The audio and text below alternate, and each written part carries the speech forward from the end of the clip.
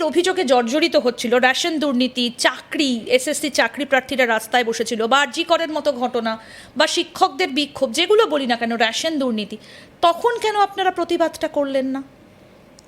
দলের মধ্যে এগুলো নিয়ে আলোচনা হয়নি এটা বলা ভুল, নিশ্চিতভাবে এগুলো নিয়ে আলোচনা হয়েছিল, কিন্তু বাইরে প্রতিবাদ করার মতো পরিবেশ পরিস্থিতি ছিল না। এটা কিন্তু দলের ভেতরে অনেক আলোচনা হয়েছে, এমন না যে হয়নি।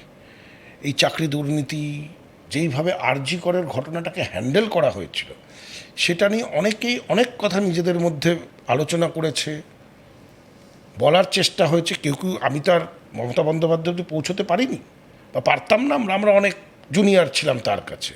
আর যেটা বললাম, অভিষেকের সাথে তো কথা বলার কোনো অবকাশই ঘটতো না। যাদের সাথে কথা বলতে পারতাম তাদের বলতাম, তারাও মমতাদির সাথে আলোচনা করেছেন,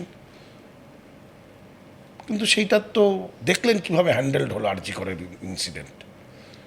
বা আপনার যেই দুর্নীতিগুলো সামনে এলো, যেই দুর্নীতির সাথে যারা যুক্ত, দল তাদেরকে নিজেদের আইনের পথে চলবে, সেটা একটা বিষয়, কিন্তু দলকেও তো কোথাও গিয়ে একটা স্ট্যান্ড নিতে হবে।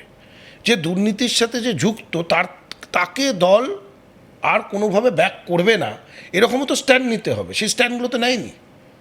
এইবার নির্বাচনেও তো এমন ক্যান্ডিডেট টিকিট পেয়েছে যারা দুর্নীতির দায়ে জেল খেটে এসছে। কি হতো যদি তাদেরকে, আমি যদি এইরকম একটা নাম বলি, এই যে যারা দুর্নীতির দায়ে জেল খেটে এসেছেন, মদন মিত্র, তিনিও তো এখন আপনাদের দিকে, তাহলে তারকে আপনারা নিচ্ছেন কেন আপনাদের ঘরে? মদন মিত্রকে নেওয়া নেওয়ির ব্যাপার না, উনি নিজেই চলে এসেছিলেন একদিন। মদন মিত্র হচ্ছে নিজের মন মোতাবিক চলে, আর তার ঘটনা বহু পুরনো ঘটনা। তার এখনো এত বছরে যদি আমাকে বলতে দিন, আমি বলছি তার ব্যাপারে যেই অভিযোগগুলো ছিল এত বছরে, তার প্রমাণ হয়ে তার শাস্তি হয়ে যাওয়ার কথা যদি ঘটনা কিছু ঘটে থাকে। তো তিনি এত বছর আগে একটা দুর্নীতির দায়ে জেলে গেলেন, এত বছর হয়ে গেল, তার কোনো ফয়সলা হলো না, তো সেখানে তো তাকে একটু বেনিফিট অফ ডাউট দিতেই হবে। তাহলে কি অতীতকে মানুষ মনে রাখবে না, সেই বার্তা দিচ্ছেন যে অতীতকে ভুলে সামনের দিকে এগোতে হবে? একদমই দিচ্ছি না। অতীতটা যদি সত্য হয়, প্রমাণিত হয়, তাহলে অতীত কেউ ভুলবে না। কিন্তু অতীত যদি প্রমাণিত না হয়, তখন তো আপনাকেও সেই মানুষটাকে সুযোগ দিতে হবে। আর মদন মিত্র নিজে, আপনারা সবাই জানেন, ওনার নিজের স্টাইলে নিজে চলে। উনি একদিন হঠাৎ বিধানসভায় চলে এলেন। উনিও তো সেই প্রতিষ্ঠাতা সদস্যদের মধ্যে একজন, যারা তৃণমূল কংগ্রেসটা প্রতিষ্ঠা করেছেন। নিশ্চিতভাবে তিনিও তো অনেক কথা বলেছেন, দলের অভ্যন্তরে বহু কথা তিনি বলেছেন।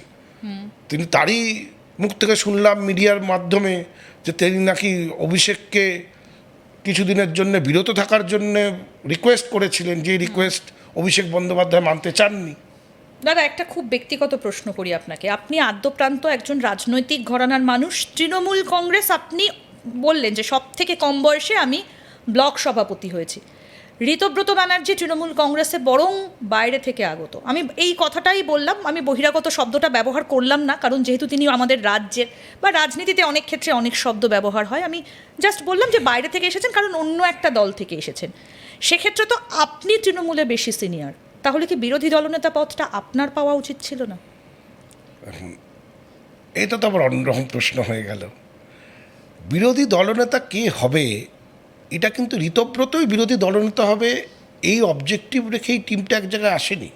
যখন টিমটা এক জায়গায় এলো, সেখানে আলোচনা হয়ে সবার মতামত নিয়ে যে ঋতব্রত বন্দ্যোপাধ্যায় লিডার, মানে একটু আনইজি কোয়েশ্চেনটা। একদমই আনইজি না যে ঋতব্রত বন্দ্যোপাধ্যায় এলওপি হোক, এটা সবার কালেকটিভ ডিসিশন হয়েছে।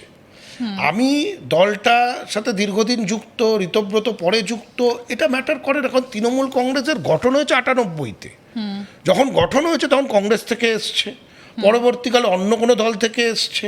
তো তৃণমূল কংগ্রেস তো দলটা গঠন হওয়ার পরে বহু নীতি, বহু মতামতের লোকের মিশ্রণেই দলটা গড়ে উঠেছে। তো আপনি, এ তো কংগ্রেস দল নয় যে 200 বছর পুরনো দল, বা কমিউনিস্ট নয় যে একটা নীতি আদর্শ 200 বছর পুরনো। এই দলটা তো তৈরি হয়েছে 98, এখনো 30 বছর হয়নি এই দলটার। তো সেইখানে আপনি বাইরে ভেতরের ফারাকটা করতে পারবেন না এই ক্ষেত্রে। আচ্ছা, এখানে এই তৃণমূল কংগ্রেসের নীতিকে যাদের মনে হয়েছে, আদর্শকে যাদের মনে হয়েছে হ্যাঁ এটাকে নিয়ে চলা যেতে পারে, তারাই দলে এসছে।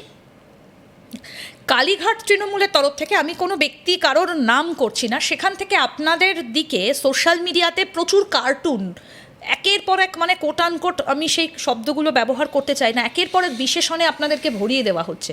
তাহলে তো ঘরের মধ্যেই দ্বন্দ্ব, 80 জনের মধ্যেই দ্বন্দ্ব, 5 বছর চলতে পারবে না একসঙ্গে?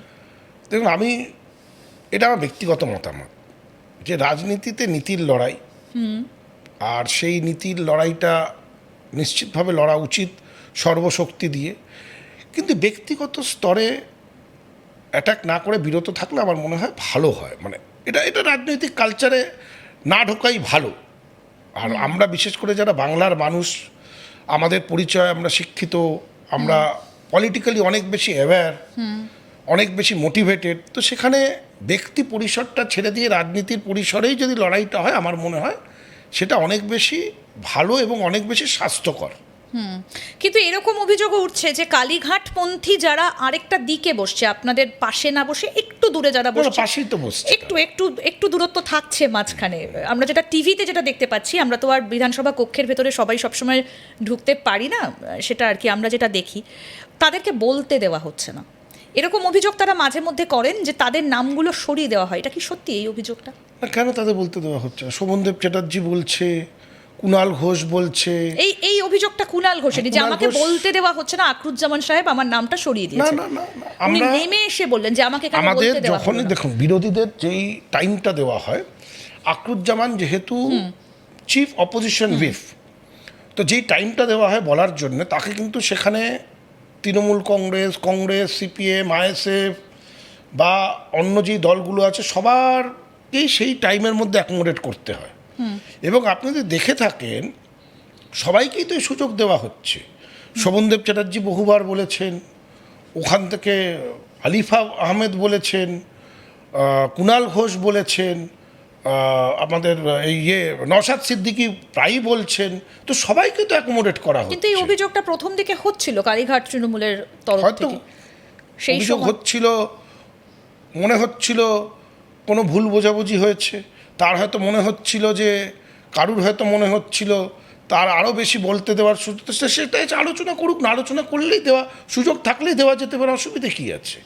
এবার একটু আপনাদের সাংসদদের প্রসঙ্গে আসি, যে আপনারা যেমন মুখ্যমন্ত্রী শুভেন্দু অধিকারীর সঙ্গে দেখা করেছেন, কথা বলেছেন, বৈঠকও করেছেন, তারপরে বিশ্ব বাংলা কনভেনশন সেন্টারে সব বিধায়কদের নিয়ে তিনি মিটিংও করেছিলেন, আমরা দেখেছিলাম, ঠিক এইভাবে সাংসদরাও দিল্লি বিশ্ব বাংলা কনভেনশন সেন্টারের মিটিং সমস্ত বিধায়কদের নিয়ে, সমস্ত মানে বিধানসভার সমস্ত বিধায়কদের নিয়ে যে বৈঠকটা হয়েছিল, না, ঋতব্রত ব্যানার্জি সেখানে গিয়েছিলেন। না, ওটা তো ট্রেনিং প্রোগ্রাম ছিল, ট্রেনিং একটা প্রোগ্রাম ছিল সমস্ত বিধায়কদের, পলিটিক্যাল না, ওটা আচ্ছা। একটা ওরিয়েন্টেশন প্রোগ্রাম ছিল, যেখানে আপনার লোকসভার স্পিকার, বিভিন্ন রাজ্যের স্পিকার, তারা এসে, যেহেতু এবার অনেক নতুন নির্বাচিত সদস্য রয়েছে,